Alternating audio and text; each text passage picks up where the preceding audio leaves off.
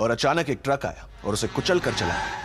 বরাবরের মতোই আবারও বলিউডের আলোচনার কেন্দ্রতে শাহরুখ খানের ছেলে Aryan Khan. The bads of Bollywood series নেটপাড়ায় মাতামাতি করছে, আর সেই সাফল্যকে ঘিরেই এবার নিজের অনুভূতি ও অনুপ্রেরণার গল্প শেয়ার করলেন আরিয়ান। আরিয়ান জানিয়েছেন, জীবনের সমস্যার মুখোমুখি হলে তিনি এক সংলাপ মনে রাখার চেষ্টা করেন। সিরিজে রজত বেদীর কথাটি মনে করে তাকে সব সময় এগিয়ে যেতে উৎসাহ যোগায়। যে হেরে যায় আর যে হার মেনে নেয় তাদের মধ্যে অনেক পার্থক্য রয়েছে। তিনি আরো বলেন, দর্শকরা সিরিজটি দেখে আনন্দ পাচ্ছেন, সেটাই তার জন্য সবচেয়ে বড় সাফল্য।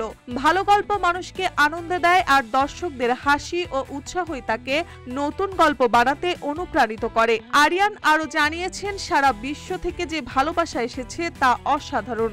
যা আগে শুধু তার নিজের গল্প ছিল, আজ তা অসংখ্য মানুষের সঙ্গে ভাগ হয়ে গেছে। তবে এই সিরিজকে ঘিরেও বিতর্ক হয়েছে। এনসিবির প্রাক্তন অধিকারী সমীর ওয়াংখেড়ে অভিযোগ করেছিলেন যে সিরিজের একটি চরিত্র তার সঙ্গে মিল রয়েছে এবং মানহানি করেছেন। সমীর 2 কোটি টাকার মামলা করেছিলেন, কিন্তু দিল্লি হাইকোর্ট সেই আবেদন খারিজ করেছে।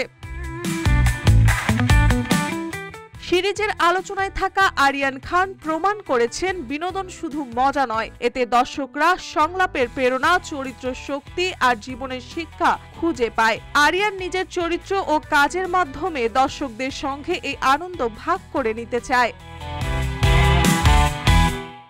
মার্জিয়া মৌ, রূপালী বাংলাদেশ।